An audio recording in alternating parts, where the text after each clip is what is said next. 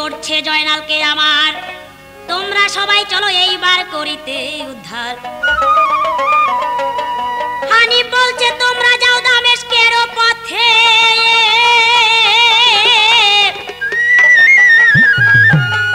জিয়ারত করিতে আমি যাব মদিনাতে। মদিনাতে যাইয়া হানিফ জিয়ারত করিল, নবীজির রওজাতে ঘুমাইয়া পড়িল। মুহাম্মদ মুস্তাফা নবী ছাড়লে আলাম, তুমি বাদশাহ কামলে আলাম। মুহাম্মদ মুস্তাফা ছাড়লে আলা তুমি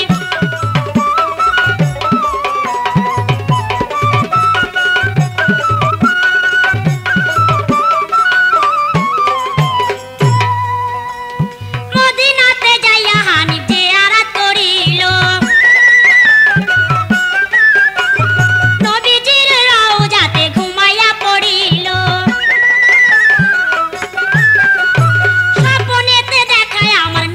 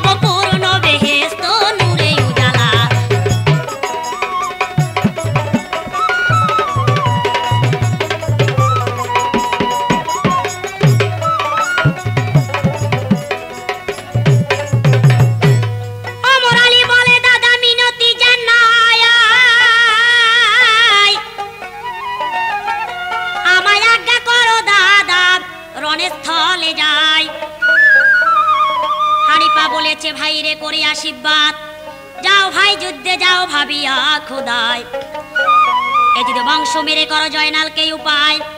ভাইয়ের আজ্ঞায় ওমর আলী মাথায় করিয়া রণস্থলে যাত্রা করে আল্লাহর নাম তিনিয়া। আমার নিদানের ভরসা মালিক আল্লাহ রে, আমার সমনের ভরসা মালিক আল্লাহ রে, আমার নিদানের ভরসা মালিক আল্লাহ। বিপদে পড়ি যায় আমি তোমায় করি হেল্লা, নিদানের ভরসা মালিক।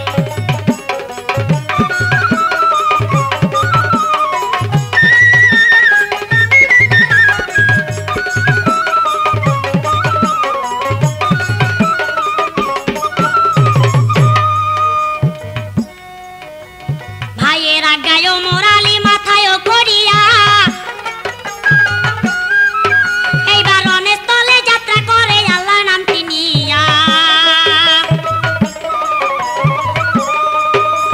বিসমিল্লাহ বলিয়া ওমর কত দূরে যায়, পিছন হইতে হানিফ তারে ডাক দিয়া কয়।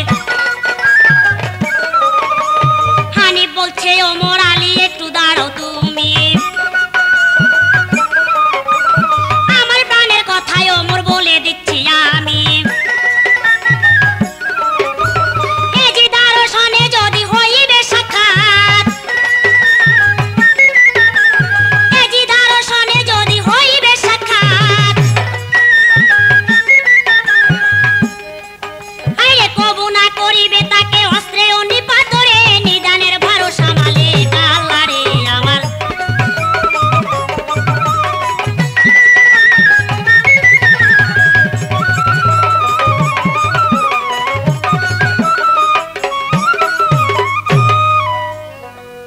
ওমর বলছে দাদা তাহার কারণ কি?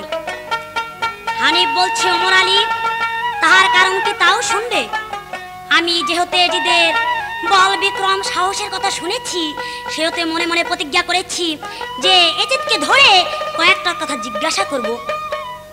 কোন মুখে আদেশ দিয়েছিল ফোরাত নদীর জল আবদ্ধ করে বালক বালিকাগণকে শুকনো কণ্ঠে মারতে? কোন মুখে আদেশ দিয়েছিল জয়নালকে কারারুদ্ধ করে রাখতে? কোন মুখে আদেশ দিয়েছিল হোসেনকে ছেড়চ্ছেদ করতে? হয়তো এজিদার যুদ্ধে হানিফা প্রাণ ত্যাগ করিতে পারে, তা না হইলে তার মনের আশা মনেই রয়ে যাবে। সাবধান, আজ্ঞা তুমি লঙ্ঘন করো না।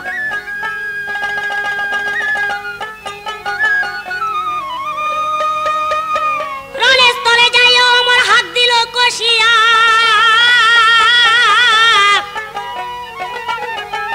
গোলমার যত ছিল দালান কোঠা সকল পল্ল খৈসাব। এবার বাজরে বা জোরে বাঁশি বাজো নবীন সুরেতে, ওমর আলী যাচ্ছে রণেতে।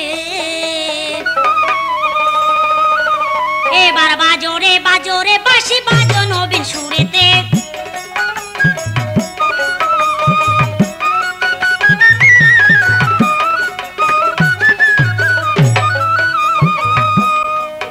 ওই যে বড় হয়ে একটা পাথর পরে দরজাটা জোড়া,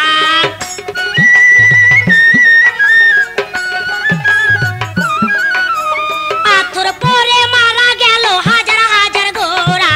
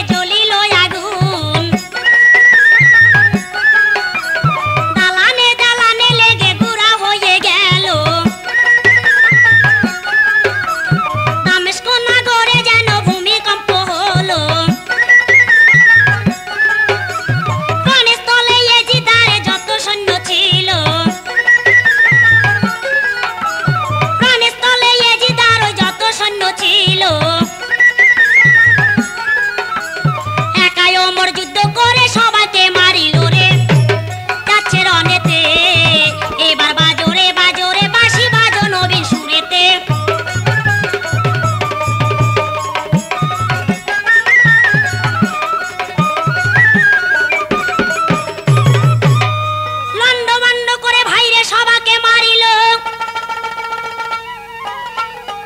এজিদ পাপী দূরে হইতে সকলই দেখিল। এজিদা বলেছে মারওয়ান তোমাকে জানাই, আজ কারণে আমি কাকে দেখতে পাই। এজিদার প্রধানমন্ত্রী মারওয়ান উচ্চ মঞ্জিলে উঠে উভয় পক্ষের যুদ্ধ দেখে। কতক্ষণ নিরীক্ষণ পরে এজিদা বলছে মারওয়ান ওই সৈন্যটা কে? বাবা কি চমৎকার অশ্ববল্লা দত্তে ধরে দুই হাতে দুইখানা অস্ত্র ধরে আমার সৈন্যগুলোকে তৃণের মতো উড়িয়ে দিল। বলতে পারো মারওয়ান ওই সৈন্যটার নাম কি? মারওয়ান বলিল প্রভু আমি আপনাকে জানাই, অনুমানে বুঝি হবে সেই হানিফার ছোট ভাই। এই যদি বলছে কি বলছো মারওয়ান, হানিফার কি ভাই আছে? মারওয়ান বলছে প্রভু হানিফার এক ভাই নয়, তারা 8 ভাই। এই যদি বলছে বাপ রে বাপ, মুহাম্মদ হানিফা দুরান্ত বীর আর তারা 8 ভাই। এ কথা তো আমায় আগে বলো নাই। তুমি যদি বলতে তাহলে মুহাম্মদ হানিফাকে বদনা করে জয়নাল আবদিনকে কারারুদ্ধ করে রাখতাম। আচ্ছা বলতো তাদের নাম কি? মারওয়ান তাদের নাম বলছে ওমর আলী, তালেব আলী, আলী আকাব্বায়ার, মোশাফ কাকায়া কেলা আলী, ইব্রাহিম ওস্তাদ। 12 মুল্লকের বাদশা যেখানে ছিল আপনারও প্রাণ নিতে এইবার দামেস্কে পৌঁছিল। এজিদাও বলছে মারওয়ান তোমাকে জানাই,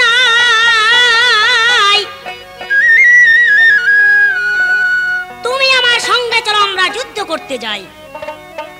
এতে গো বলিয়া ভাইরে এজিদ আগোয়ার অর্ধ ভরে চলে গেল সে রনেরও মাজার।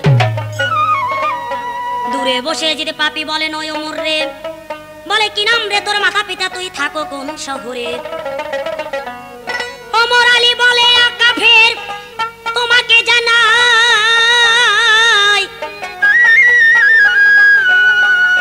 নামটি আমার ওমর আলী, হানিফার ছোট ভাই। 8 ভাই মিলিয়া এলাম যুদ্ধ করিবারে, জয়নালকে উদ্ধার করবো এবার ধরতে এজিদারে। এজিদ বলছে তুমি এজিদকে ধরতে পারো এমন ক্ষমতা তোমার আছে? ওমর আলী বলছে সে ক্ষমতা শুধু আমার থাকবে কেন, আমার দলে যে কতগুলো ক্ষুদ্র ক্ষুদ্র সৈন্য আছে তাদেরও সে ক্ষমতা আছে। আমি যদি আমার হানিফ দাদার আজ্ঞা পাই এই দামেস্ক নগর মাথায় করে মদিনা নিয়ে যাই, তবে আমার নাম এজিদ, আমার সঙ্গে যুদ্ধ করো। এজিদার নাম যখন ওমর শুনিল হানিফার আজ্ঞা তাহার মনেতে পড়িল। আসবার সময় হানিফ দাদা বলছে বারে বারে ওই যুদ্ধ করবি না কবু তুই দেখলে এজিদারে। ওমর বলছে এজিদ তোমার পরম সৌভাগ্য যে আমার হাতে পড়ে আজ বেঁচে গেলে। কি করব হানিফ তার আজ্ঞা, হানিফ দাদা তোর প্রতি অস্ত্র নিক্ষেপ করতে নিষেধ করেছে। এজিদ বলছে বালকের বুদ্ধির প্রশংসা বালকই করে, আমার সঙ্গে যুদ্ধ করতে ভয় হচ্ছে এই জন্য নানাল ছলছতুরি করছো। ওমর বলছে সাবধান কাফের, ছলছতুরি ওটা হচ্ছে কাফেরদের স্বভাব, ওটা ইমামের স্বভাব নয়। ওমর বলছে তাহলে যুদ্ধ করবি না? না না, প্রাণ গেলেও আমার ভাইয়ের আজ্ঞা আমি লঙ্ঘন করিতে পারি না। এজিদ বলছে তাহলে হাত থেকে অস্ত্র ফেলে দাও। ওমর ভাবছিল হাত হইতে অস্ত্র ফেলে দিলে এজিদ তাকে ছেড়ে দিবে। হাত হইতে ওমর আলী অস্ত্র ফেলে দিল।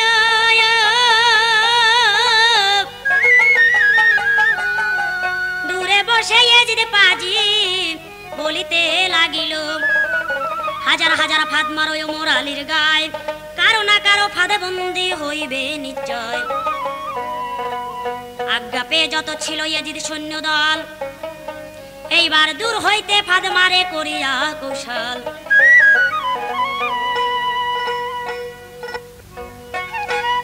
হাজার হাজার ফাঁদ মারে ওমর আলীর গায়ে,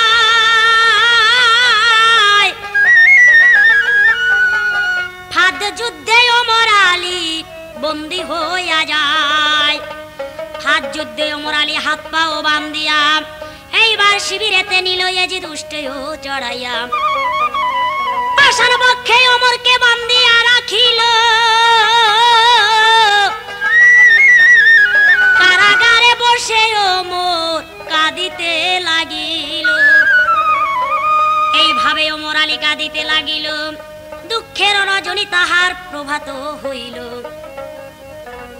আজ ওমর আলীর বিচার দক্ষিণে বামে মন্ত্রীগণ মাঝখানে বসেছে এজিদ বলছে মারওয়ান ওমর আলীকে কি শাস্তি দেওয়া উচিত মারওয়ান বলছে নিশ্চয় ওকে শাস্তি দিতে হবে কিন্তু মহারাজ ওমর আলী যদি আপনার বশত্ব স্বীকার করে প্রভু বলিয়া মান্য করে মক্কা মদিনার অধিষ্ঠান বলে স্বীকার করে তবে দামেস্ক সিংহাসনে সহস্রায় প্রকারে গৌরব আর যদি তাকে কেটে কেটে খণ্ড করে ছিগাল কুকুরকে বিলিয়ে দেওয়া হয় তবে তো গৌরব না মহারাজ এজিদ বলছে ও বীরের বেটা বীর ও কি আমার বশত্ব স্বীকার করবে মারওয়ান বলছে ওকে জিজ্ঞাসা করুন মানুষের মন হয়তো টলেও যেতে পারে বন্দি অবস্থায় ওমর আলীকে হাজির করলো মারওয়ান গিয়ে বলল ওমর আলী তুমি মহারাজকে সালাম করো প্রভু বলিয়া মানো মক্কা মদিনার অধিষ্ঠান বলে স্বীকার করো আমি তোমাকে মুক্তি দিচ্ছি ওমর বলছে আমি ইয়াজিদকে সালাম করব প্রভু বলিয়া মান্য করব মক্কা মদিনার অধিষ্ঠান বলে স্বীকার করব একথা তুমি বললে একথা বলতে তোমার জিহ্বাটা খসে গেল না তোমার নাম কি আমার নাম মারওয়ান বলছে আমার নাম কি তুমি স্বপ্নেও দেখো নাই আমার চক্রান্তে হাসান বংশ সমূলে ধ্বংস মাইমুনার দ্বারা জায়দার সাহায্যে হাসানকে বিষ দিয়ে মেরেছি আমি সেই লক্ষাধিক শূন্য সহ ফোরাত নদীর দল আবদ্ধ করে বালক বালিকাগণকে শুকনো কণ্ঠে মেরেছি আমি সেই আরো জানতে চাও যিনি মক্কা মদিনার নতুন রাজা যার নাম মহারাজ এজিদ তার প্রধানমন্ত্রী আমার নাম হচ্ছে মারওয়ান ওমর বলছে ও তোমার নাম মারওয়ান বহুদিন পূর্বে নামটি শুনেছি ধন্য আমি আজ মরবার পূর্বে একটা জাহান্নামী কাফেরের মুখ দেখে আমার মরণ হলো দে মারওয়ান আমার হাত পায়ের বন্ধন খুলে দে মরবার পূর্বে একটা ছালাম তোকে আর একটা ছালাম তোর বাদশাহকে দিয়ে যায় এজিদ বলছে কিভাবে সালাম দিবে ওমর বলছে কিভাবে সালাম দেব তাও তোমার জানতে হবে এজিদ এই দেহের গুমান তোর রবে না আরে মাইটা দেহে তুমি আর গুমান কইরো না এজিদ এই দেহের গুমান তোর রবে না আরে মাইটা দেহে গুমান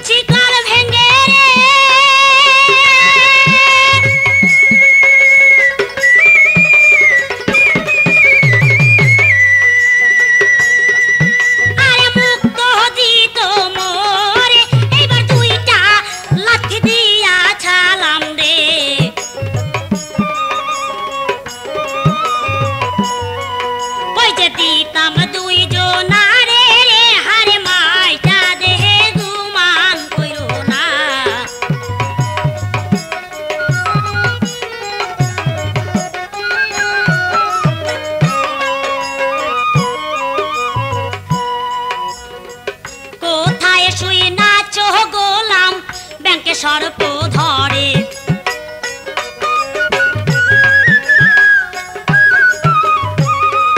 আরে কোথায় শুই না ছড়েছি গালে সিংহ মারে আরে সিংহ যদি বন্দী হয় সেই ছিগালের হাতে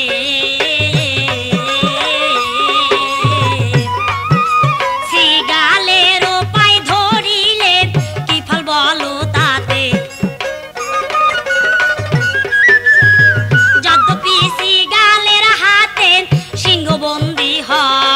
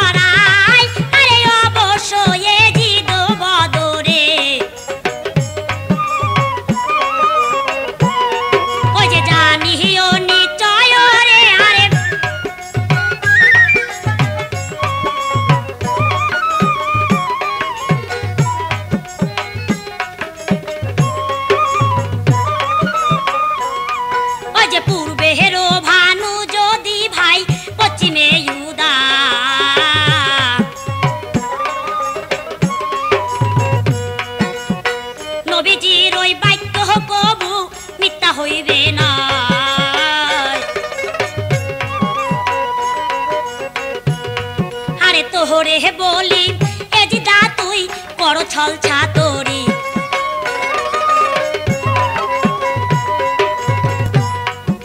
তোর মাতা ছিল 80 বছরেরও বুড়ি।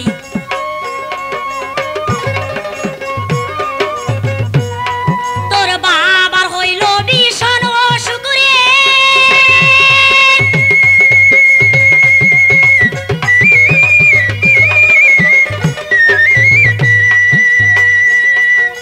করে হায় রে হায় তোর বুড়ি মাকে বিয়া করে রে।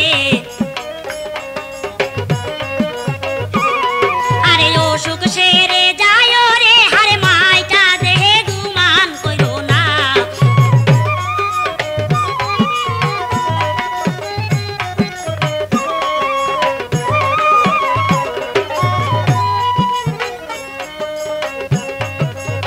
সেই বুড়ির সঙ্গে মাবিয়ার সঙ্গে মিলানো হইল। সে কুক্ষণে যে তোর জন্ম হয়েছিল। তোর বাবা মাবিয়া ইমাম সে বিয়া পেয়েছিল বাদশাহী। তার বংশ রাখছে কয়েদ করে মায়া দয়া নাই। মা গোলাম তোর বাপ গোলাম তোর গোলাম রে তোর ভাই। ওই যে গোলামের গোলাম রে তোর এত কেন বড়াই। পরে রাজ্যে বাস করিয়া করো মাতুব্বরি। আজকাল দামেস্কেতে তুই হও রে অধিকারী। এই কথা যখন এতে এজিদা শুনিল বারুদেরও ঘরে যেমনি আগুনও লাগিল। এজিদা পাপী আদেশ করে মারো আনের তরে।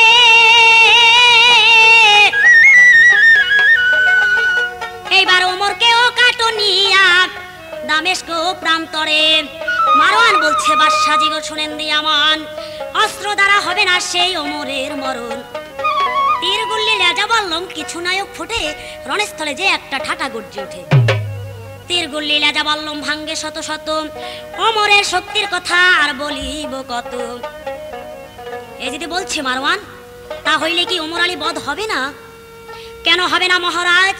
আপনি আজ্ঞা করুন, ওমরকে শুলি দিয়ে আপনার আদেশ পালন করি। এ যদি বলছে মারওয়ান শুল কি? মারওয়ান রণশুল মানুষের যত প্রকার মৃত্যু আছে তার মধ্যে শুলের মৃত্যুই হচ্ছে ভয়ঙ্কর কষ্ট।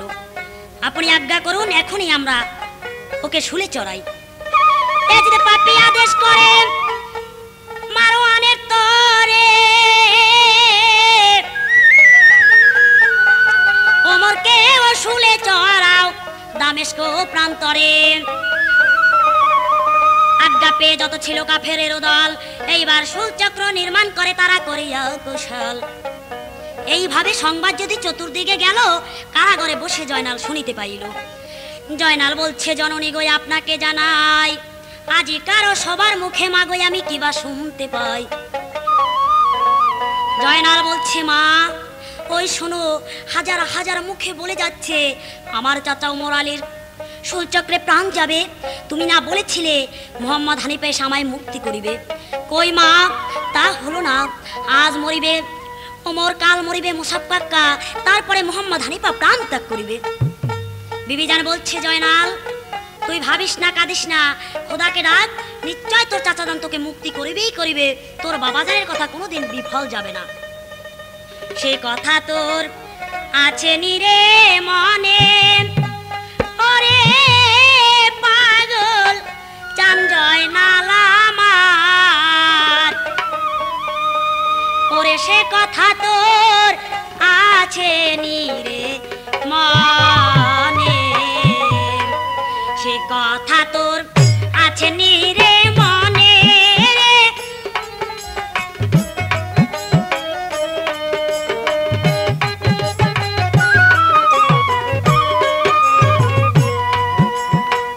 এজিদারো কারাগারে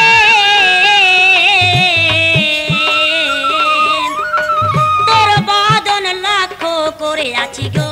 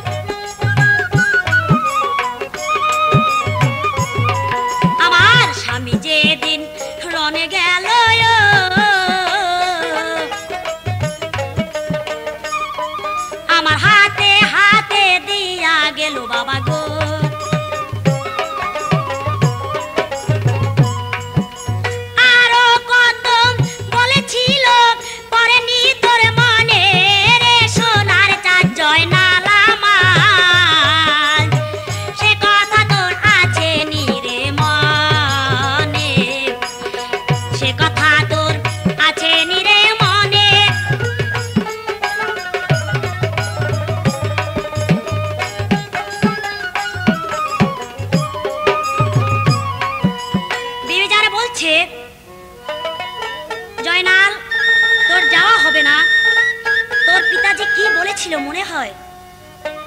হে বিবিজান, জয়নালকে কখনো হাতছাড়া করো না। জয়নাল যদি কাফেরের হাতে প্রাণ ত্যাগ করে তবে সৈয়দ বংশ নবী বংশ জগৎ হতে নির্মূল হয়ে যাবে।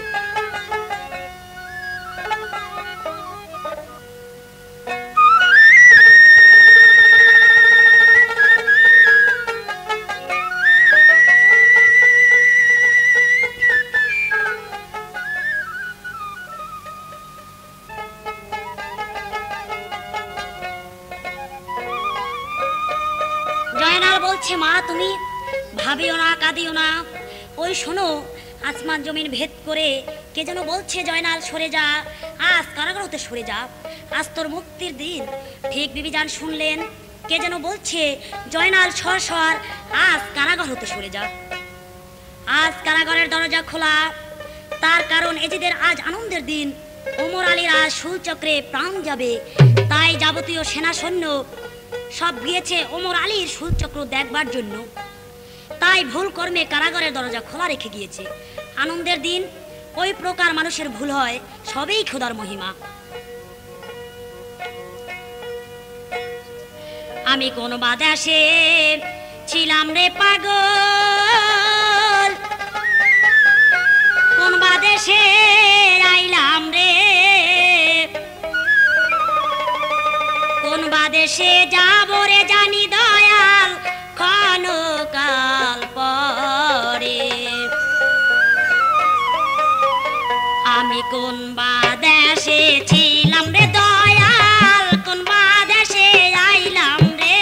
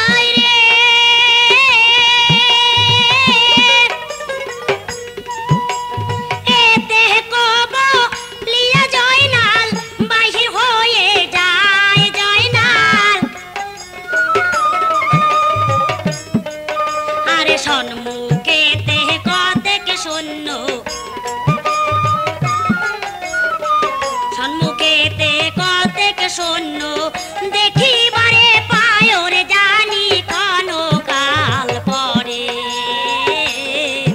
আমি কোন বাদেশে ছিলাম দয়াল, কোন বাদেশে আইলাম রে।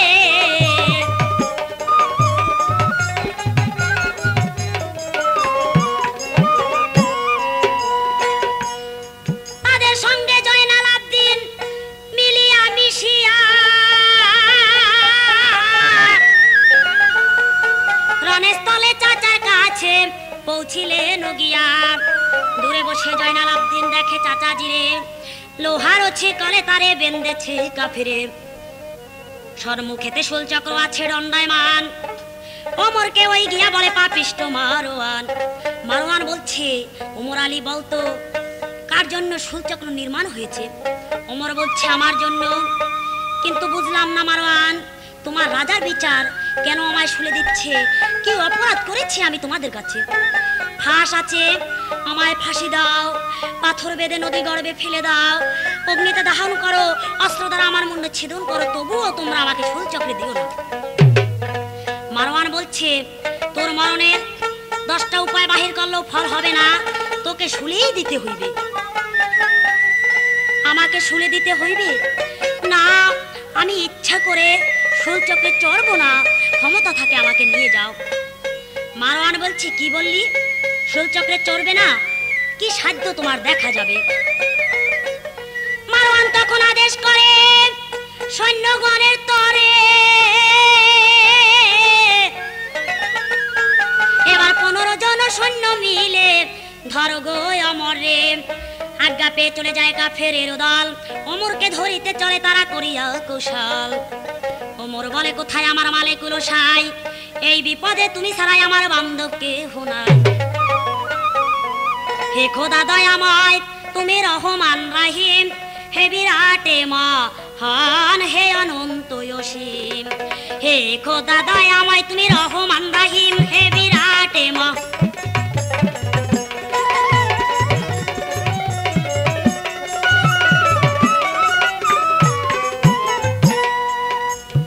ওমর বলে, কোথায় আমার মালিকুল সাই? এই বিপদে তুমি ছাড়া বান্ধবকে হোনাই। আত্মীয় বন্ধু বান্ধব যত জানা ছিল, বিপদ দেখিয়া তারা সকলে লুকালো। একে মাত্র দেলে বর্ষা করিলাম তোমার, চাহে মারো চাহে বাঁচাও তোমার ইন্তেজার। ওমরের কান্দনে কান্দে জমিন ও আসমান, দরেন্দা পরেন্দা কান্দে জিন ও ইনসান। আমার খোদা তাআলার সিংহাসন কাঁপিতে লাগিল, জিবরিলকে ডাকিয়া আমার আল্লাহজি বলিল। হায় রে, জিবরিলকে ডাকিয়া আমার আল্লাহজি বলিল, হে খোদা দয়াময়, তুমি রহমান রাহিম, হে বিরাটে মহান, হে অনন্ত অসীম।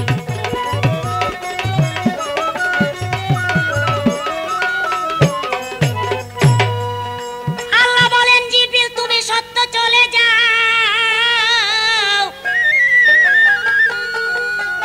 পৃথিবীর ভার তুলে ওমরের শরীরেতে দাও।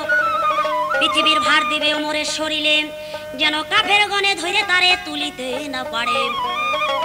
আমার আল্লাহর হুকুম যখন এতে জিবরিল শুনিল, এইবার বিসমিল্লাহ বলিয়া জিবরিল তখন রণভূমিতে গেল।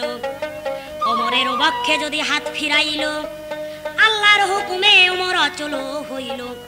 মারওয়ান বলছে, ওমর আলী, তোমার খোদার নামের ডাক হয়েছে। ওমর, মারওয়ান, খোদার নামের ডাক, এই নাম মানুষ যত ডাকে তত মানুষের আকাঙ্ক্ষা বেড়ে যায়। যাও মারওয়ান, তুমি আমাকে নিয়ে যাও।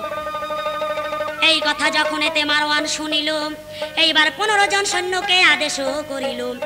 আদেশ পেয়ে সৈন্যগণ ধরিল ওমরে। আমার খোদার ইচ্ছায় ওমর আলী ভাইরে এক পথ নাই সরে, অচল অটল একটা পাহাড়ের মতো ওমর আলী দাঁড়িয়েছে। 15 জন সৈন্য মিলে বহু চেষ্টা করে, ফিরে এসে বলে তখন মারওয়ানের তরে, মন্ত্রী মহোদয়, বাপরে বাপ, মানুষের গায়ে যে এত ওজন থাকে তা আমরা আগে জানি নাই। আমরা 15 জন সৈন্য তাকে তুলতে পারছি না। মারওয়ান বলছে, মুখের দল, এতদিন গোস্ত রুটি খেয়েছো, মাস কাবাড়িতে বেতনের টাকা গুনে দিচ্ছি, আর ওমর আলীকে তুলে শুলে দিতে পারছো না। জিয়াদ এখন উপায়? জিয়াদ বলে, মন্ত্রী মহোদয়, বলি তব কাছে বড় বড় পাহলান আমার কাছে আছে। কে আছে? জিয়াদ গতকাল কতগুলো সৈন্য এসে নাম দিয়েছে, তার মধ্যে প্রধান যে তার নাম হচ্ছে বাহরাম। মারওয়ান, বাহরাম? এত বড় পাহলানের কথা আমি কোনোদিন শুনি নাই। আমি রুকসান, দিল্লি, তুর্কি, তুগান গিয়েছি, কিন্তু বাহরাম বলে তো কোনো নাম শুনি নাই। মহাদয়গণ, বাহরাম হচ্ছে হানিপাড়ার এক ভাই, তার নাম আক্কেল আলী। ছদ্মবেশ ধারণ করে ওমর আলীর মুক্তির জন্য নাম দিয়েছে সে বাহরাম। বাহরামের নামটি যখন মারওয়ান শুনিল, এইবার বাহরাম বাহরাম বলে ডাকিতে লাগিল। আক্কেল আলী বলে, আমার মালিকুল সাই, আমার ভাইকে মুক্তি করতে এবার আমি রণস্থলে যাই। এতে কো বলিয়া বাহরাম গেলেন চলিয়া। এইবার দূরে বসে ওমর আলী দেখিল চাহিয়া, ওমর বলছে, এ কি ভাই আক্কেল আলী? ছদ্মবেশ পরা নামটি তার বাহরাম। ওহ, বুঝেছি, আমি যুদ্ধে বন্দী হয়েছি, এই জন্য ভাই বুঝি আমার এজিদের দাসত্ব স্বীকার করেছে। এইভাবে ওমর আলী ভাবিতে লাগিল। এইবার প্রাণের কথায় আক্কেল আলী তখন বুঝিতে পারিল। চক্ষু ঠেরে মাথা নেড়ে বলছে, ওমর রে দাদা, তোমায় মুক্তি করতে এসেছি, তুমি ভয় করো কারে? মারওয়ান বাহরাম, তোমাকে লক্ষ টাকা পুরস্কৃত দিব যদি তুমি ওমর আলীকে শুলে দিতে পারো। বাহরাম, হ্যাঁ, আমি ওকে এখনই শুলে দিচ্ছি, তবে আমার দেশে রাজার একটি আইন আছে। মারওয়ান বলছে, কি আইন? বাহরাম বলছে, বন্দি মরণ সময় যদি কিছু খেতে চায়, দেখতে চায়, পড়তে চায়, তবে তার বাসনা পূর্ণ করা উচিত। মারওয়ান বলছে, ওমর তুমি উত্তম বলো, তুমি কি খেতে চাও, দেখতে চাও? এবার তোমার অন্তিমকাল উপস্থিত। ওমর বলছে, কার অন্তিমকাল কখন উপস্থিত হয় সে কথা তুমি বলতে পারো না, আমি বলতে পারি। তুমি জানো না মারওয়ান, জানো না আমার খোদা তাআলার মহিমা। তিনি নূহকে তুফান হইতে, ইসুফকে কূপ হইতে, ইব্রাহিমকে অগ্নি হইতে, ইসমাইলকে কোরবানি হইতে সে রক্ষা করিয়াছে। আর এই সংকীর্ণ বন্ধন হইতে রক্ষা করা তার কতক্ষণের কার্য? মারওয়ান, তবে কিছুই চাও না? ওমর, হ্যাঁ, আমি একটু চাই। আমি কিছু খেতে চাই না, দেখতে চাই না, কোনো আশা নাই। আমার হাত পায়ের বন্ধন খুলে দে, মরবার পূর্বে 2 রাকাত নামাজ পড়ে যাই। মারওয়ান বলছে, যে দাও, ওর হাত পায়ের বন্ধন খুলে মরার সময় ধর্মকর্ম করতে কারো নিষেধ করা উচিত নয়। আর ওই বা যাবে কোথায় যখন আমার সৈন্যগণ আছে, বাহরাম আছে। এতে কো বলিয়া মারওয়ান গেলেন ও চলিয়া। এইবার জিয়াদ গিয়া হাত পায়ের বন্ধন তখন ফেলিল খুলিয়া। বিধি আর আমার এই জীবনে বাঁচবার আশা নাই রে, বিধি আর আমার ওই যে মনে বলে মরবো মরবো, বাঁচবার আশা নাই রে, বিধি আর আমার এই জীবনে।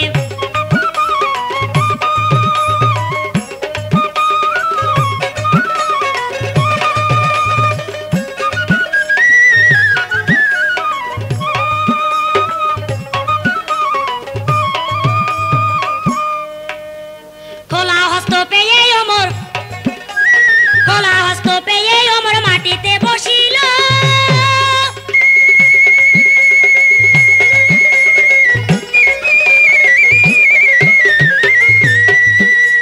জল বিহনে মাটি দ্বারা তৈয়াম করে নিল।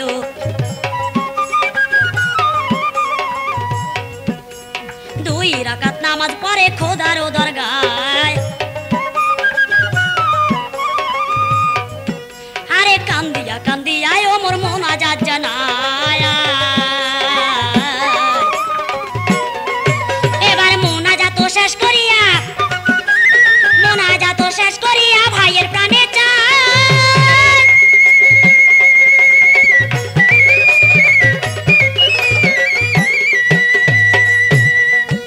এবার চক্ষু টেরে মাথা নেড়ে আক্কেল আলী কয়, বিধি আর আমার এই জীবনে বাঁচবার আশা নাই রে, বিধি।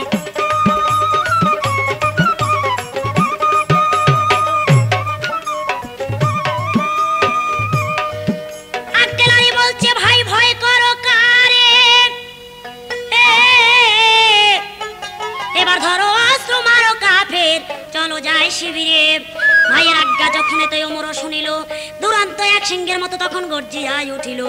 কর্দ ভরে ওমর আলী চারিদিকে চায়, সম্মুখেতে জেদ পাপিকে তখন দেখিবারে পায়। তার হস্ত হইতে অস্ত্র সে লইল কাড়িয়া, সেই অস্ত্র দ্বারা যে আদের মুন্ড তখন ফেলিল কাটিয়া। বাম হাতে মুন্ড নিয়ে ওমর আলী যায়, দেখিয়া সব কাফের গণে তরা সে পালায়। রণস্থলে যত সৈন্য এজিদারও ছিল, দুই ভাই ওই যুদ্ধ করে ভাইরে সবাকে মারিল।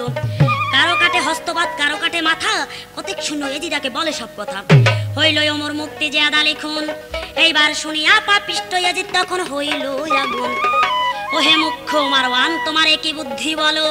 হইল ওমর মুক্তি করিয়া কৌশালো। যাও কারাগারে আনো জয়নালকে ধরিয়া,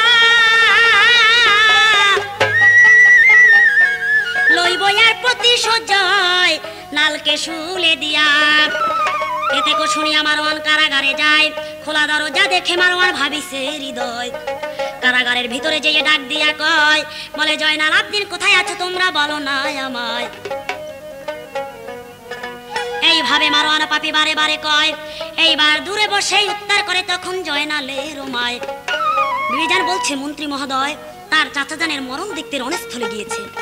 মারওয়ান বলছে, সর্বনাশ, জয়নাল নাই, যার জন্য রাজ্য প্রাণ সর্বস্ব ক্ষয় করতে বসেছি সেই জয়নাল কারাগারে নাই। যাও সৈন্যগণ, জয়নালকে যে ধরতে পারবে তাকে লক্ষ টাকা পুরস্কৃত দেব। অর্থের লালসা পেয়ে যত সৈন্য দল জয়নালকে ধরিতে চলে, হাতে নিয়ে লোহার শিকল। জয়নাল বলেন, আমার মালিকুল সাই, বলে এই বিপদে কালে প্রভু কার কাছে দাঁড়ায়। চাচাজান হইল মুক্তি তাহার বুদ্ধি বলে, তুমি আমায় রক্ষা করো প্রভু এ বিপদের কালে। সম্মুখেতে পাহাড় একটি দেখিতে পাইল, এইবার তাহার গুহায় জয়নাল আবদিন পালিয়া রহিল। দিবা অবসান হইল, নিশির উদয়, হানিপার শিবিরে চলে এবার জয়নাল তরায়। হানিবার শিবিরের নিকটে একখানা পাথর ছিল, ওই পাথরের উপরে বসে জয়নাল ভাবছে, আমি কি বলে চাচাজানকে পরিচয় দিব যে আমি হোসেনের নন্দন, আমার চাচা, আমার নাম জয়নাল। যদি বিশ্বাস না করে কি দিয়া বিশ্বাস করাবো?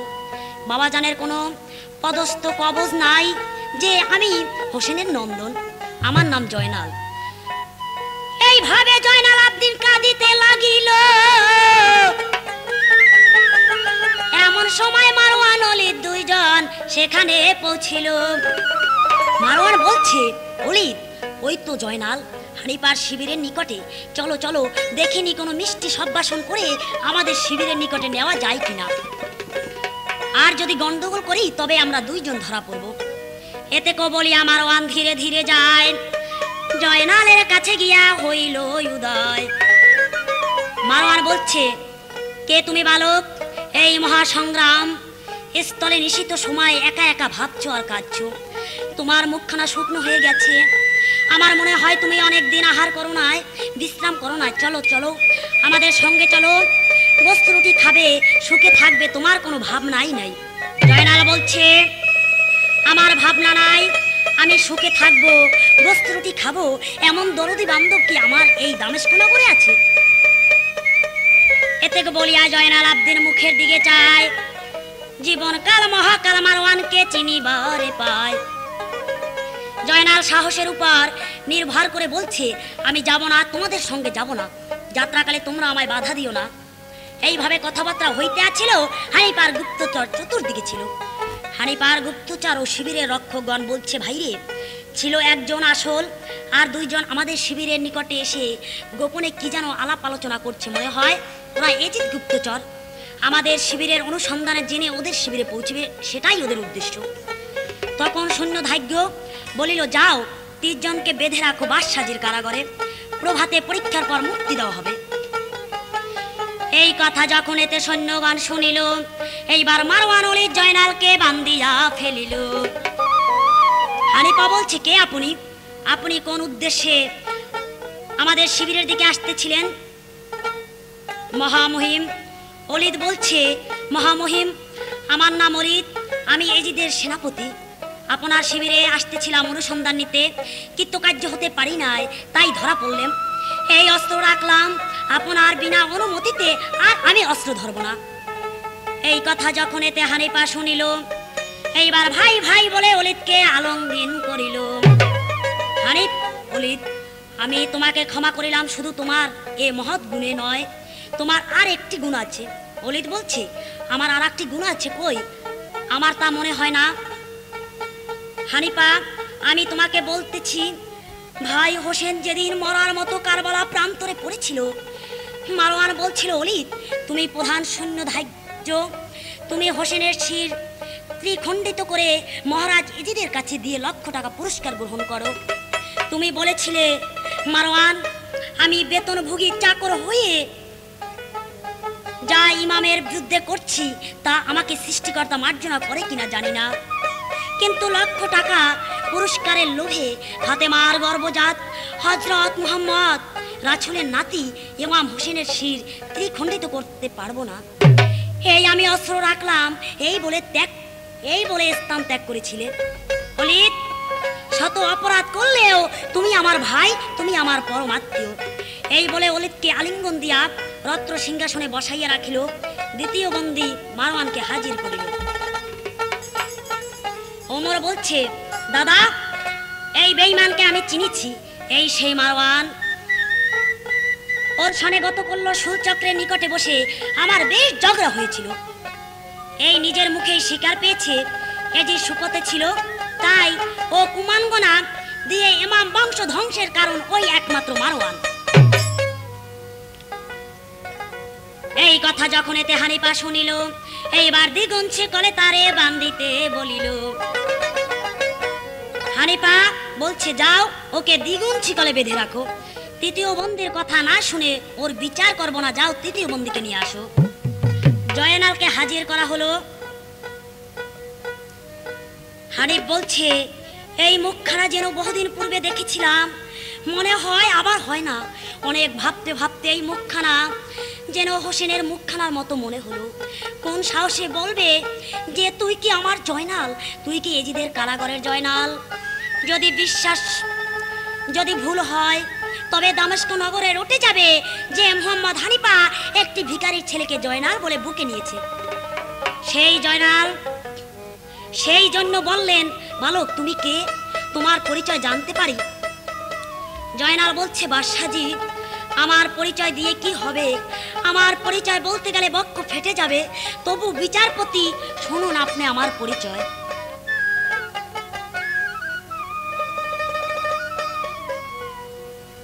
আমি সেই পাপিষ্ঠ এজিদার ষড়যন্ত্রে কারবালায় নিহত ইমাম হোসেনের একমাত্র হতভাগা পুত্র জয়নাল আবদিন, আর আপনি আমার হানিফ চাচা। ওরে চাচা বলে,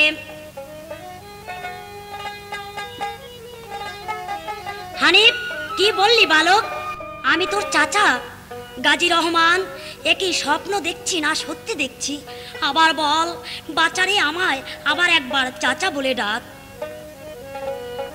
ওরে চাচা বলে, আমার কোলে আয় সোনার জয়নাল রে।